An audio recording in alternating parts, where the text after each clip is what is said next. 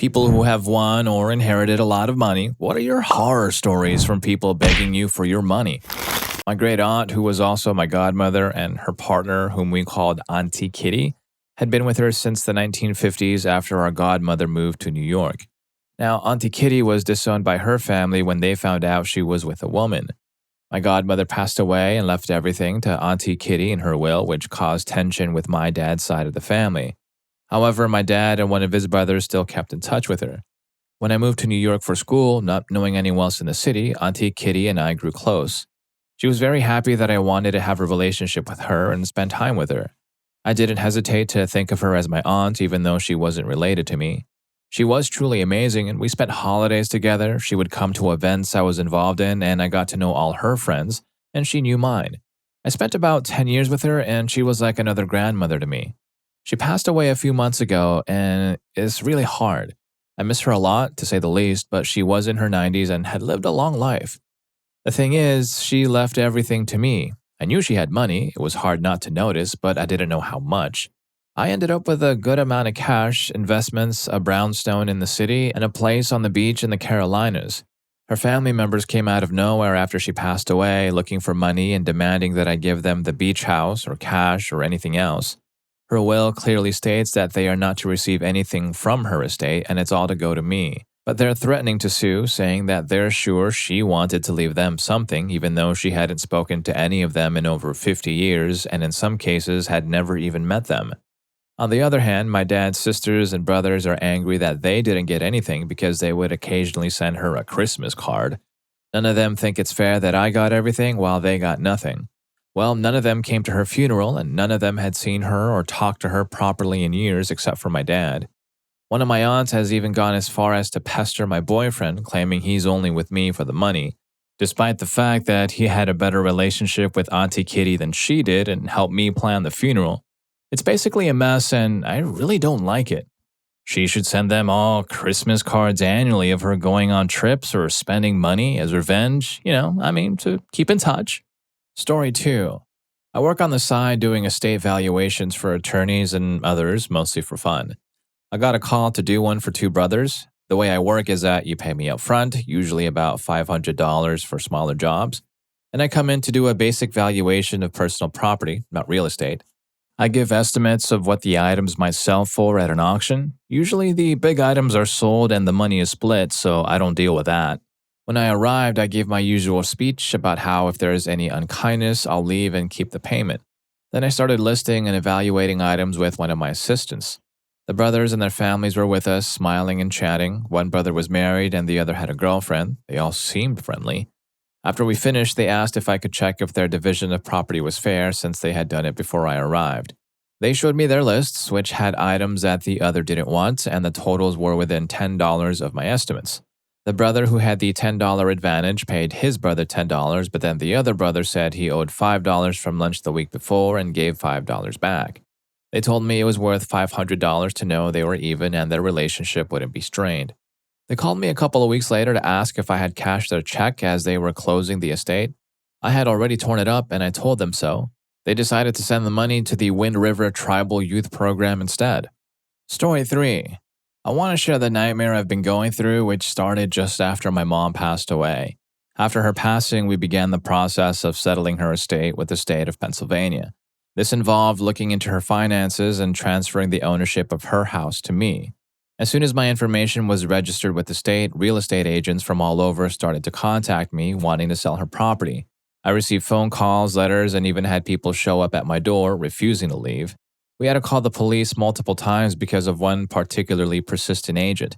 Fortunately, I had a good estate lawyer who sent cease and desist letters to these agents and followed up with the police when they continued to bother us. My mom owned a townhome in a highly sought-after neighborhood, so it's an easy property to sell for any realtor. Even so, I was taken aback by the number of agents who pestered us about it.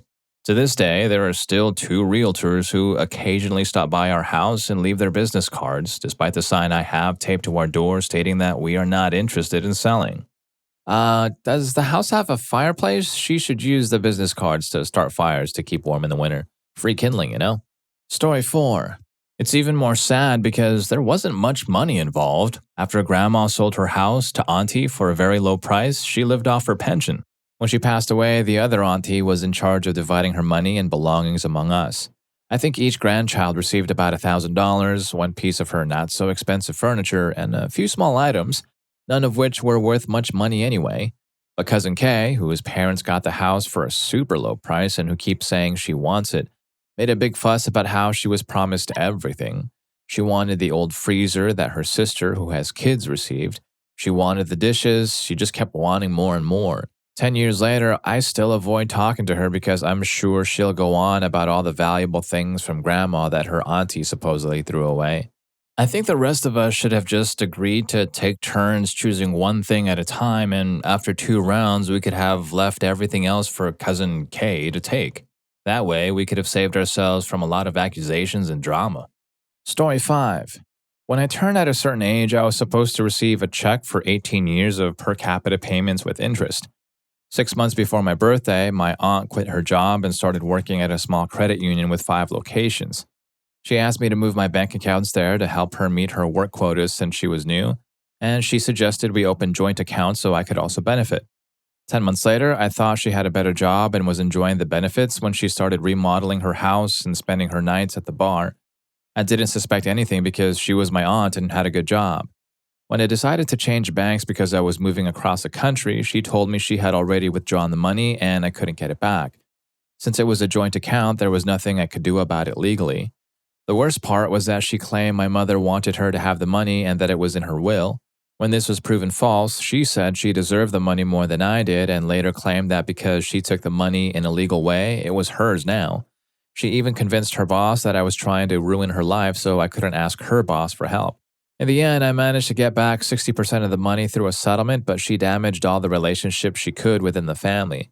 She would stop talking to anyone who asked about the issue or threatened to do so if they discussed it. Since she was getting free childcare from her mom, she said she would rather pay for childcare than listen to her mom talk about me. This meant my grandmother had to stay quiet or risk losing her other 2 grandchildren and her last daughter in addition to me because I was moving far away. It was a complete surprise and a betrayal. Story 6. I won a lawsuit settlement after I almost passed away in a fire. I was younger when the fire happened, but I was older when the case was finally settled. My mother told me that unless I gave her her half of my settlement money, I would have to find a new place to live. This happened when I was in my senior year of high school. She said she deserved the money because she was the only one who had always been there for me. I didn't give her the money, and she moved me out.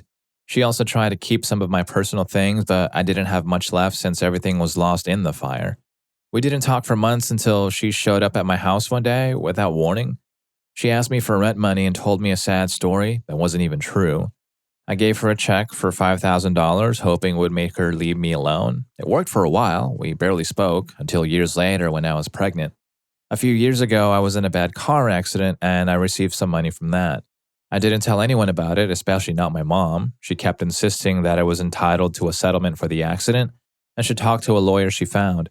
She even tried to speak to lawyers on my behalf. I just ignored her for months until she finally stopped.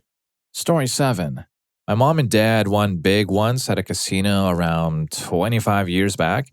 One of those once-in-a-lifetime medium-level jackpots, around $10,000. Most of the money went into bills and a few family fun things over the course of a summer. However, during that time, my aunt and a few of my mother's relatives kept pestering her for cash. Her relatives kept demanding she owed them some of the cash because the casino trip was with them. They invited my folks along and drove them. So by their logic, they were obligated to be part of the winnings. My aunt, on the other hand, just kept begging so she could help out with her kids' debts. They are very spoiled kids and over the years have run themselves into the ground financially, and every time their mother, my aunt, digs them out. My folks never gave in, even though my mother's relatives threatened to sue, which they didn't, and my aunt eventually just moved on. After this, no one on my mother's side would go with my folks without making clear that if they won, they would get some of the money. Needless to say, my parents never went with them again and for a time went on their own. I was young at the time and used to not having much growing up because we were very poor. This cash really did us a service, but the things that stand out to me the most are all the calls my mother and father got about this money, and how I found out later that these people beyond my aunt all made near 6-figure incomes. They didn't need the money, they just wanted it. Story 8. I inherited a fair amount of money when my grandfather passed away. My husband and I were planning on using it to purchase our first house. We had been saving, but clearly we could have a much lower mortgage with this windfall. Well, my husband works a side business where he builds custom vehicles. One friend who was running out of money and his car was only about halfway done found out about the inheritance only because we asked his advice on mortgage options and decided he was going to pull his car because he didn't have the funds to finish it and then sue us for $10,000. And unfortunately, we got a lawyer and ended up spending over $3,500 to have him say that the customer usually is right, and we'd be further ahead to just settle and pay him because the lawyer fees would be much more if we continued to fight. Hurts me to this day that a good chunk of my inheritance went to pay that guy off so he could take his vehicle somewhere else to get it finished. Story 9. I inherited my grandparents' trust after my father passed away just before the day that it would be fully in his name. Basically, it meant that my dad couldn't access all of the trust for a number of years after my grandfather's passing, meaning it stayed in the family when he passed rather than pass over to his spouse. I had to change my phone number and move to avoid the phone calls in middle of the night showing up at my door from his spouse and her children. Once or twice a year, she still tries to reach out to me through Facebook or email. However, she has an old email address that I use for spam and joining websites, and I got her blocked on Facebook now. 2 out of 3 of her children are in jail too. I also have had friends who believe I will just pay for everything when we hang out. Go out to eat with them and they will order that super expensive steak and think that I would float the bill. They learned the hard way that I wasn't going to pay. Just because I have the money doesn't mean I have the money. Most of it is still in the trust fund. I can only pull out enough to get through the month while I go through school. In fact, I can only access a portion of the funds until I reach a certain age, so obviously I want to play it smart and use it for things I need like food, rent, gas, and bills. Story 10. Last December, I got money that I didn't truly earn. Rest of my family is okay with it and congratulates me every chance they get. My mother likes bragging that her son is rich because he's so smart, even though what I did was pure luck. It's all fun, except for my brother. He keeps trying to rope me into new real estate and investment deals. Says that this is a great property and keeps pressuring me to buy. Tries to manipulate me for not taking it. The deals aren't bad, they're pretty good, and any normal person probably would take an interest. But the stupid part is that my brother is a lawyer who still has more assets than I do. But he isn't willing to risk his own money. He wants me to pay for the deals and he gets to keep the profits. Basically, I'm just another source of loan money to him. Even worse is that he expects me not to charge interest or take a share of the profits because we're family. Sure, he says the properties will appreciate in value and I believe him. But I also see through the lies when he's going to give me a fair deal in the future. Even though he's a lawyer, I can't even trust anything he puts down in writing since I'm certain there is some clause he can twist to get me. Alright, so I just looked more into this story and it turns out this guy put $300,000 into Bitcoin in 2017 and cashed around $1 million just 2 days before the market crashed. Talk about good luck. Story 11. My dad inherited the family farm and ranch, which is very valuable on paper, as we have quite a bit of land, but cash-wise it makes enough to pay the taxes on it and mostly support mom and dad.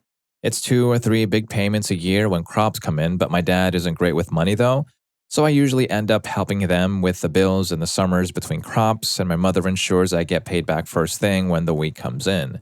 We recently signed a lease with a wind energy company that has the potential to be a lot of money when they start building and producing. My parents came to me and said they want me involved in the process and meeting with the people from the company so that the company understands I have the same authority mom and dad do, but it's none of my brother's business. He's deep in debt and just keeps digging further and doesn't care about the heritage of the place, isn't interested in the details or the work of keeping it afloat, or how much we actually owe to the people who rent the farmland because they've made expensive improvements on the agreement that we pay them back and they keep the lease at least until it's paid. They'll keep it afterwards too. They're great tenants and we have no interest or ability to start farming it ourselves at this stage. Mom and I have done some blue sky dreaming about what if, but at this stage, all that's guaranteed is the equivalent of 1 more crop a year for 30 years on the base land lease, which will be a huge help for them and take some pressure off of me and my enough to get by and put a little away income. Anything over that doesn't go in until they start building, at which point they get a flat payment for each structure built and a yearly payment for each windmill based on its production capacity, plus a royalty payment based on production. I did some math based on the maximum number of windmills for our acreage and the minimum payment per tower, and it has the potential to add up to over $160,000 a year in an area that averages about $30,000 to $40,000 a year. It won't, of course, but if my brother ever found out about it, he'd expect that my parents bail him out of debt and pay for things for him. I just want them to be comfortable and able to afford things like trips to see friends and finish remodeling the house they live in, and I love the land. I know that no matter where my dreams may take me, I always have home waiting, and I want my future kids and my nephews to have that same sense of security. Story 12. After 4 years, I won a large amount of money from a lawsuit because of a car accident that wasn't my fault. The first thing my mom did was tell me I had to pay her right away for taking care of me. She thought that because she pushed me around in a wheelchair for months and took me to therapy to learn how to walk again, she deserved $30,000. She bothered me every day, throwing tantrums, demanding her money. I did plan to give her some money to thank her for letting me stay with her and driving me around during that time, but I was shocked by how greedy she became once she saw the check I received. She also pressured me to buy a house immediately and move out after she got her money. Yes, I know you can't really ask someone to do anything. And I did want to buy a house eventually, but I wasn't ready at that moment. My best friend also passed away from cancer right when all this happened and didn't feel happy about the money at all. Now, I own a house outright, but I have almost no money left. The bank would only lend me $90,000 if I put $200,000 down, which I thought was too much, so I bought the house with cash. The only comforting thought is that if I sell my house in the future, I should get that money back and maybe even more. I'm currently in real estate school, so I could sell my own home if needed. It does feel good not to have a mortgage, though. It didn't surprise me how my mom reacted to the money since she grew up rich and then married into a middle-class family. My mom has always been obsessed with money. In her mind, my accident was just another way for her to get more money. She didn't, and still doesn't, understand what I went through. She claimed the accident affected her just as much as it did me and that she deserved money from it. But I thank God every day for my ability to walk and now be a mother. I've learned what's truly important in life. It's not about the money, it's about the memories you make and the people you share them with. Happiness comes from within yourself. I've learned to love myself, scars and all. I'm thankful to be here, to be able to walk, and to be a mother. Life is as beautiful as you make it, and anything can happen in an instant. Tell the people you care about that you love them. Each day is a gift. I'm grateful for my life, my ability to walk, and for being a mother. Story 13. My grandparents owned a small business and a small farm. They ran these with the help of my Uncle T. It's been like this since I was a kid. My grandpa took care of the animals and Uncle T managed the business. They worked together as partners. When I was young, many of my aunts and uncles lived on my grandparents' land, but over the years they all moved away, except for Uncle T. My grandmother passed away when I was a child, and my grandfather passed away about 3 years ago. He left everything to Uncle T, and by everything, I mean an old rundown house, a small farm with about a dozen cows and some chickens, a few old broken down cars, and a small business that was already struggling. Uncle T inherited all of this because he was the only one of my grandparents' children who hadn't moved far away and had spent his whole life working on the farm and in the business. The rest of my family wasn't happy about this. They knew my grandpa didn't have much money, but they thought it was unfair that everything was left to Uncle T. They wanted Uncle T to sell the house, the land, and the business and then split the money among them. The farm was where they grew up, but none of Uncle T's siblings seemed to care about that. Uncle T didn't want to sell because he was still running the business and didn't have much other income. If he sold, he would lose his job. He refused to sell, and because of this, most of my family isn't talking to each other anymore. It's really sad to see how a family that was once so close and full of love can change so quickly because of money and hurt feelings. When I was a kid, I spent every weekend on that farm with my family. Now, all of that is gone. If any of these stories are getting to you, please don't forget to hit that subscribe and like button for more videos just like this. Story 14. My dad passed away when I was a child. He wasn't married, so my aunt took over his estate. My aunt and I have always disliked each other, but I didn't know why until I was a teenager. My dad's family grew up very poor. There were 4 of them, 2 boys and 2 girls. One aunt and one uncle had severe learning disabilities. My dad and my evil aunt did not. They were very close when they were growing up. My evil aunt often felt embarrassed by the other 2, but my dad was close to them as well. Then I was born. My evil aunt didn't like my mom at all. She gave my dad an ultimatum, choose between us and her family. I knew they didn't speak for a long time when I was little, but I never thought much of it because I was just a kid. Eventually, we started visiting her occasionally, and my dad seemed really happy about it. But when he wasn't around, she was incredibly mean. I never said anything. After my dad passed away, I was devastated. My mom and dad had split up years before, and he never married his girlfriend, so my evil aunt took over the estate. Right after he passed away, she called my mom and said I wasn't allowed on the property and couldn't touch any of my dad's things. This didn't work out either because my dad's girlfriend's mom owned the place and told my mom I was welcome there. My dad's girlfriend packed up everything I wanted and gave it to me. We thought my dad didn't have a life insurance policy except for a small one worth about $10,000 through his work. I received half of that when I turned 18 and his girlfriend got the other half. Before I was able to receive that money, I got a phone call from my other aunt. My evil aunt had been asking her questions about an $80,000 life insurance policy of my dad's. She was trying to find a way to get it without me knowing about it. My other aunt, despite her learning disabilities, wasn't completely unaware, so she called my mom right away. We looked into it and contacted my dad's old attorney who handled everything for free. When I turned 18, I went to her office and she gave me a cashier's check for the policy. Suddenly, I had lots of friends I never had before. This was before my serious bad habits took hold, so I let my mom control the account it was in, as her name was on it too. Now, these friends wanted down payments for new vehicles and constantly wanted to do things, expecting me to pay. I lost a lot of friends really fast. Then I met my ex-husband. I thought we were a perfect match and bought him everything he wanted. My habits worsened and I took my mom's name off the account.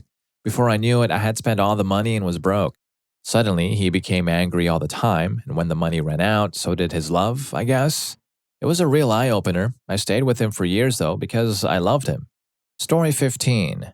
My grandfather passed away just before New Year's. He left an inheritance and some items with my name on them. Both the money and the items are missing, and my uncle, who was clearing out the house, can't find them anywhere.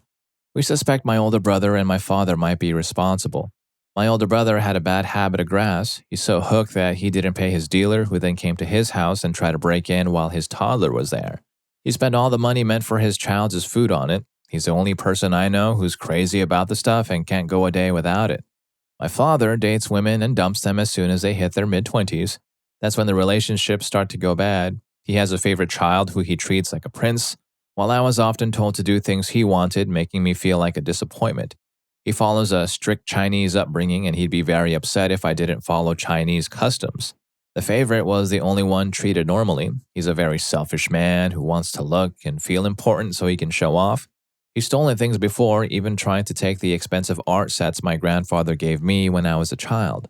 Both of them want money for selfish reasons. It's like father and like son.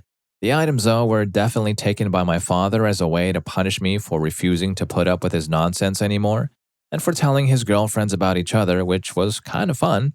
I don't care about the money, I just want the items back, especially a book my grandfather was going to write about all the amazing things he did when he was younger.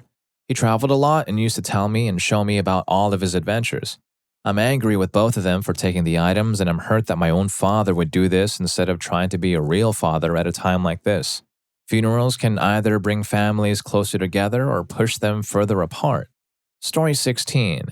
My fiance's father received a beautiful piano from his mother when she moved into a nursing home. This piano is worth $24,000. He is a professional musician and music teacher, so having such a nice piano means a lot to him. However, when he received the piano, his brother insisted that the value of the piano should be split between him and their sister. The brother has no money, and the sister, who is a professor, didn't care about the money and was just happy that her brother got a nice piano. But the brother kept insisting that it wasn't fair.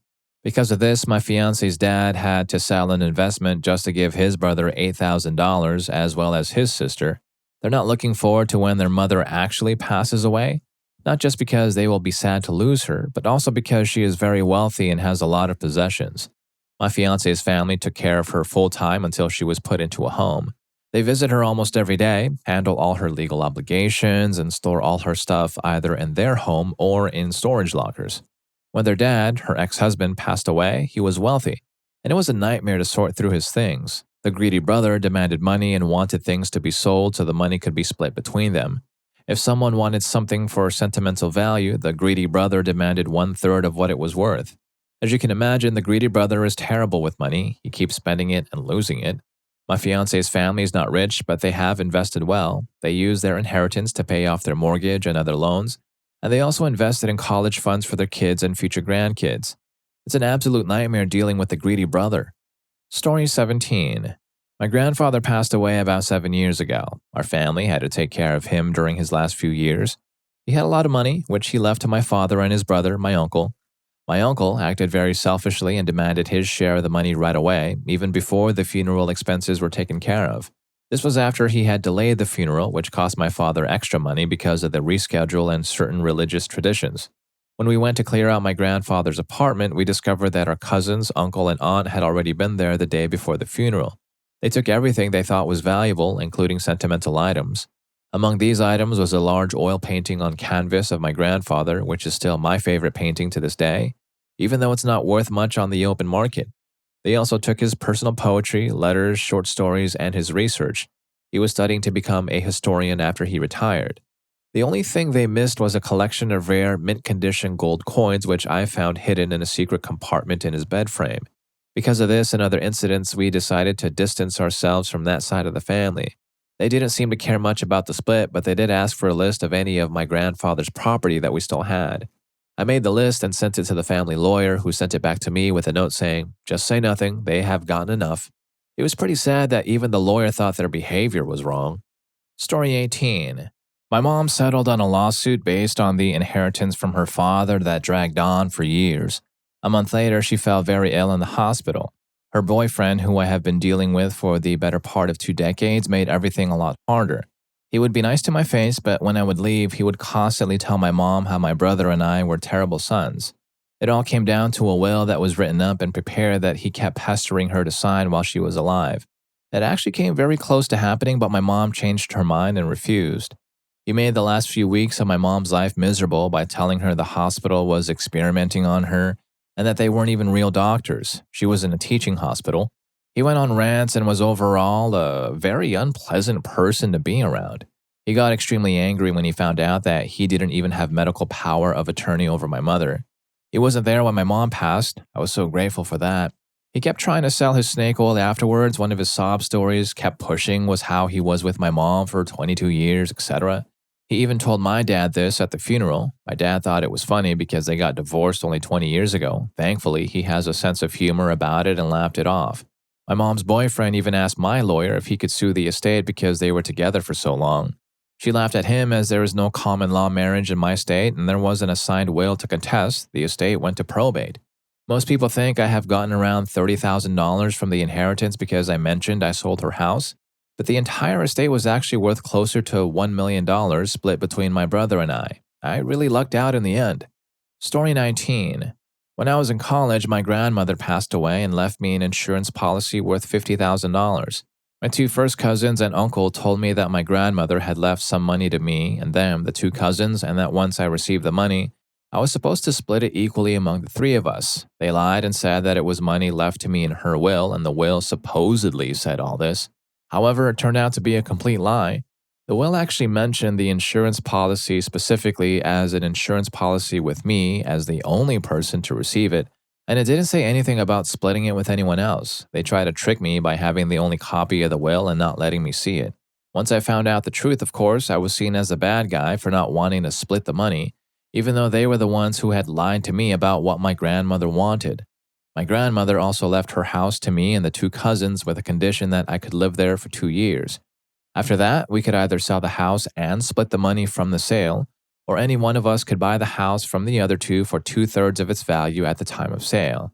To get back at me when the time came, the 2 cousins decided they wanted an unreasonably high amount of money, $25,000 each, for a house that was worth about $45,000 in total.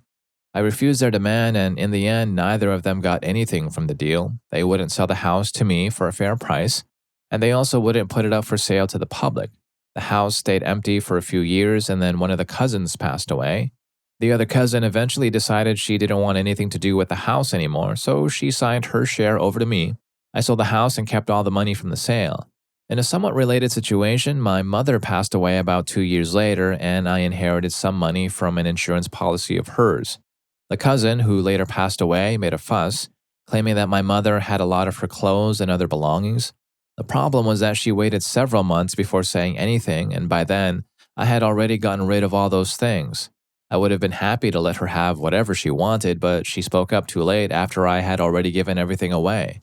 Story 20. When my grandmother passed away, dealing with her estate was very complicated. It was an unexpected passing, and she hadn't prepared any of her paperwork. My grandfather was still alive, but he wasn't in his right mind because of dementia.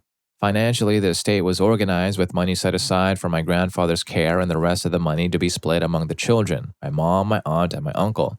But there were no plans for the physical things she owned, like the house, the condo, and very expensive jewelry. She never got around to deciding who would get what. After the funeral, my aunt acted crazy. She was taking anything from my grandparents' house that she thought she might want, even things that didn't mean anything to her. Her husband ended up divorcing her because of how she was acting, and her kids were close to not wanting to see her anymore. She wasn't even allowed to be alone with my cousin's daughter. My grandparents had loaned her a lot of money, but she said it was a gift and shouldn't count when it was time to share the money. We caught her trying to sell a collection of silver ornaments that my mom had built up over the years. My grandmother had hidden money all around the house, so we would find my aunt throwing away books after searching them for money. We still don't know what she took or what got thrown away. We eventually settled things down, but by then my aunt had started drinking again. That's when she started begging for help. She needed money for rehab, her car was broken, and she couldn't afford to fix it. We felt bad for her, but we also knew she had inherited a lot of money. She spent it all on drinks, so she didn't have enough left to live on. Anything we gave her went to her dealer or the nearest store. Her husband had stopped helping her and moved out, but he still paid for the house. Her son could barely stand to be around her. Every time we saw her, she asked for money or for help. I wish I could say the story has a happy ending, but it doesn't.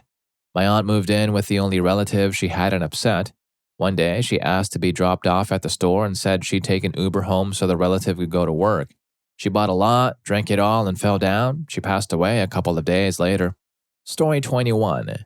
My mom and stepdad recently won around $350,000 in a local event. Every week, people bought tickets, and if no one won, the jackpot grew.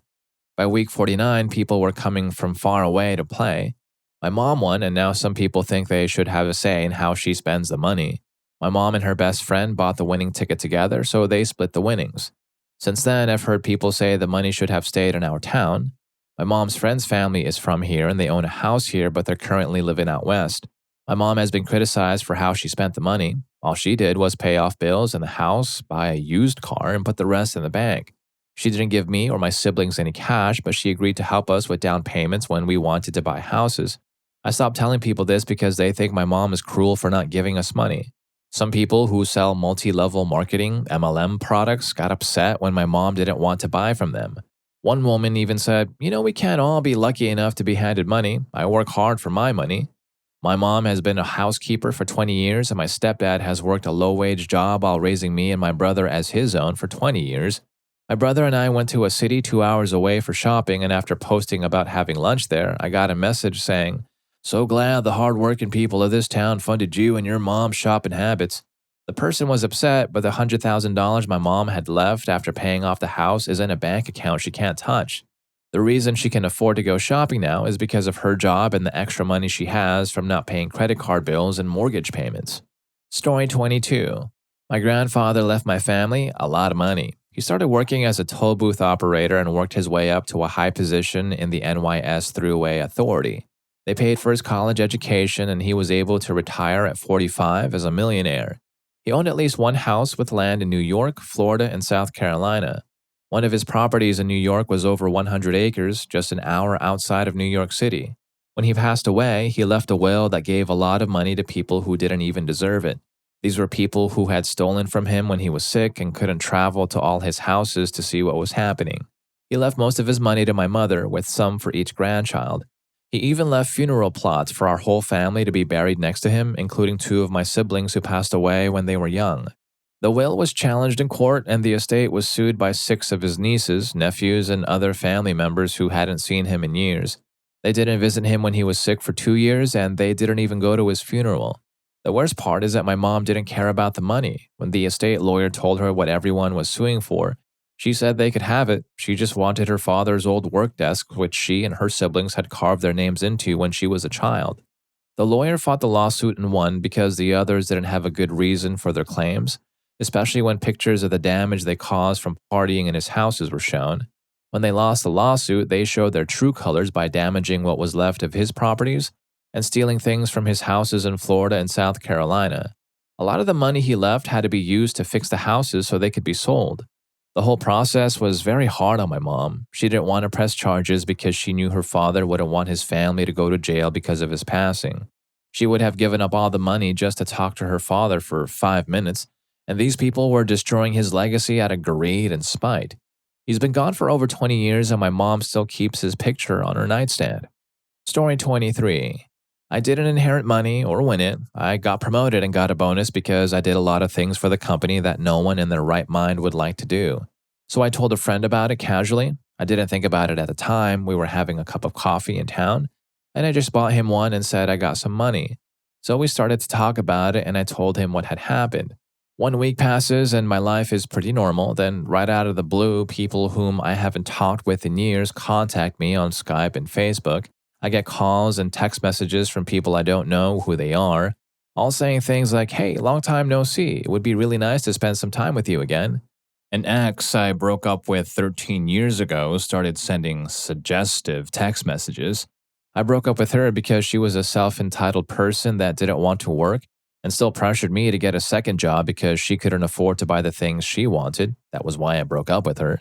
The most interesting part of all of this, almost all my normal friends know that I got some money and I earn well. They don't ask me for things either. Nothing changed there, which was amazing to see. And if you liked any of these stories, I got more for you. YouTube thinks you're going to love this. I'll catch you in that video, and thanks for hanging with me on this one.